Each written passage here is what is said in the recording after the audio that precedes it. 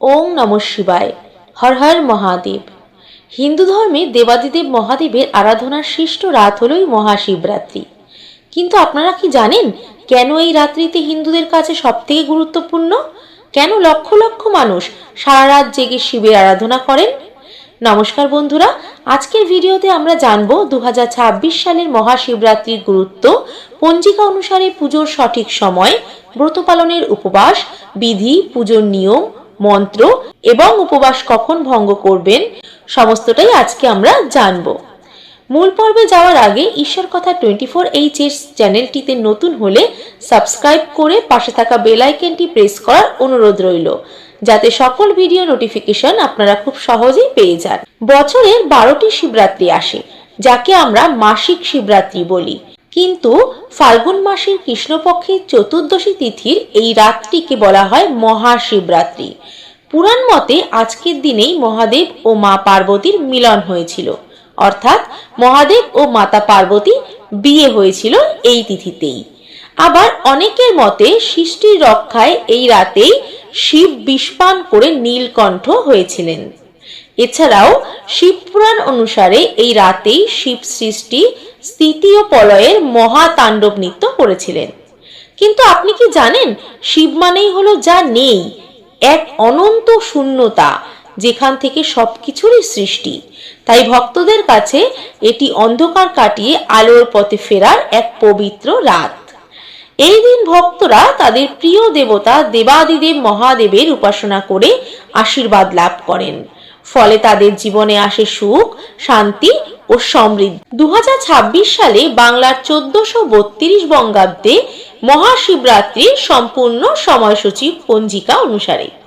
2026 সালে বাংলার 1432 বঙ্গাব্দ মহাশিবরাত্রি হতে চলেছে 15 ফেব্রুয়ারি 2026, বাংলার 2রা ফাল্গুন 1432 বঙ্গাব্দ রবিবার।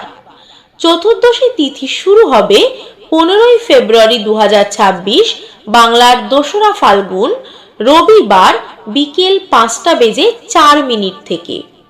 আর চতুর্দশী তিথি শেষ হবে 16 ফেব্রুয়ারি 2026, বাংলার 3রা ফাল্গুন 1432 বঙ্গাব্দ সোমবার বিকেল 5:34। স্মার্ত মতে শিবরাত্রির ব্রত ও পুজো পালিত হবে 15 ফেব্রুয়ারি 2026, বাংলার 2রা ফাল্গুন 1432 বঙ্গাব্দ রবিবার।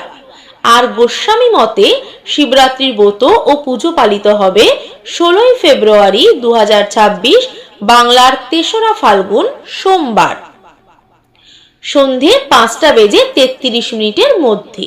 মহাশিবরাত্রির দিন 4 প্রহরের পুজো করার সম্পূর্ণ সময়সূচি। 15 ফেব্রুয়ারি ও 16 ফেব্রুয়ারি রাতের এটি সম্পূর্ণ সময়সূচি। প্রথম প্রহর 15 ফেব্রুয়ারি সন্ধে 6:11 থেকে রাত 9:23 মধ্যে প্রথম প্রহরের পুজো সম্পন্ন করতে হবে। দ্বিতীয় প্রহরের সময় শুরু হবে 15 ফেব্রুয়ারি রাত 9:23 থেকে রাত 12:35 পর্যন্ত। তৃতীয় প্রহরে বাবাকে জল ঢালার সময় রয়েছে 16 ফেব্রুয়ারি রাত 12:35 থেকে ভোর 3:47 পর্যন্ত। আর অন্তিম প্রহর অর্থাৎ চতুর্থ প্রহরে বাবাকে জল ঢালার সময় হলো 16 ফেব্রুয়ারি ভোর 3:47 থেকে সকাল 6:59 পর্যন্ত। এই সময়ের মধ্যে আপনাদের 4 প্রহরের জল বাবাকে ঢালতে হবে। নিশিকালের পুজোর সবচেয়ে শুভ সময় রয়েছে 16 ফেব্রুয়ারি রাত 12:09 থেকে রাত 1:01 পর্যন্ত, অর্থাৎ 1 ঘন্টা 26 মিনিট। এই সময়ের মধ্যে আপনাদেরকে নিশিকালের পুজো সমাপ্ত করতে হবে। এবার আমরা জেনে নেব শিবরাত্রির ব্রত পালনের সম্পর্কে কিছু নিয়ম রয়েছে। সেই নিয়মগুলি কি কি?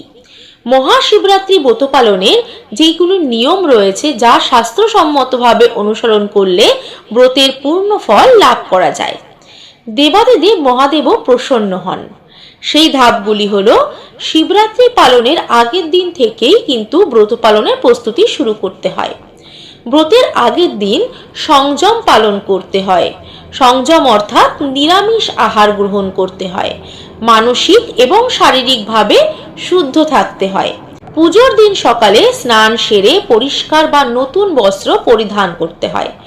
এরপর মহাদেবের সামনে হাত জোড় করে সংকল্প করুন আপনি সারা দিন ও সারা রাত ভক্তি ভরে ব্রত পালন করবেন। শিবরাত্রি ব্রতের অন্যতম গুরুত্বপূর্ণ দিক হলো নির্জলা উপবাস, অর্থাৎ জল না খেয়ে থাকা।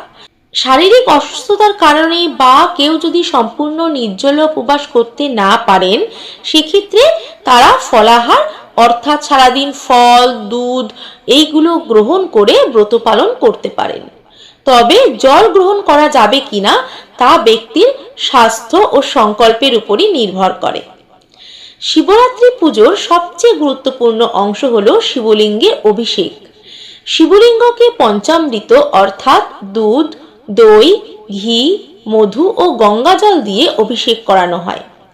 5 প্রকার দ্রব্য পঞ্চামৃত দ্বারা অভিষেক করলে অত্যন্ত শুভ ফল লাভ করা যায় বলে মনে করা হয়।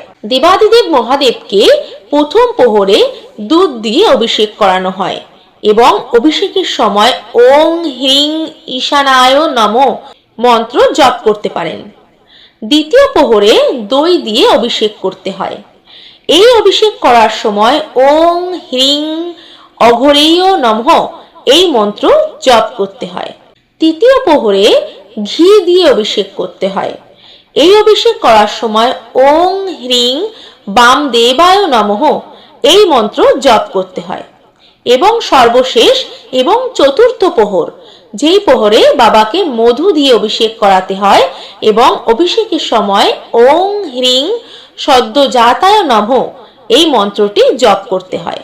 তবে প্রতিটি প্রহরের পর শুদ্ধ জল বা গঙ্গা জল দিয়ে বাবাকে পরিষ্কার করে নিতে হয়। তারপরে পঞ্চামৃত দিয়ে অভিষেক করতে হয়। শিবলিঙ্গে অপরাজিতা ফুল, ধুত্রা ফুল, আকন্দ ফুল, বিশেষভাবে বেল পাতা অর্পণ করবেন।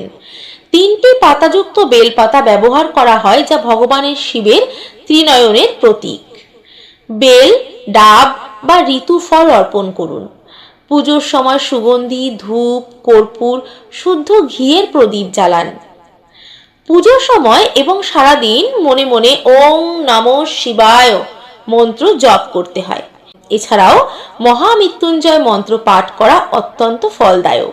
শিবরাত্রির রাতে শিব পুরাণ পাঠ করা বা শিবের গাজন শোনা মানসিক শান্তি ও পুণ্য দান বলে মনে করা হয়। এই রাতে অন্তত 108 বার ওং নমঃ শিবায় এই মন্ত্র জপ করুন। পূজা অন্তে ভগবান শিবকে প্রণাম করে প্রণাম মন্ত্র আপনারা জপ করতে পারেন।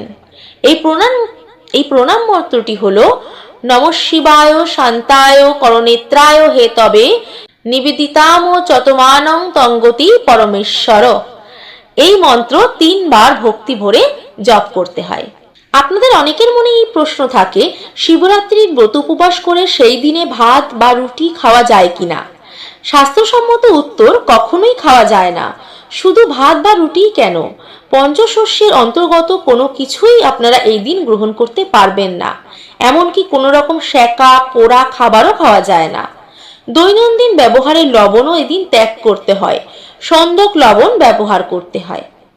তাহলে ভাত বা রুটি কখন খেতে পারবেন?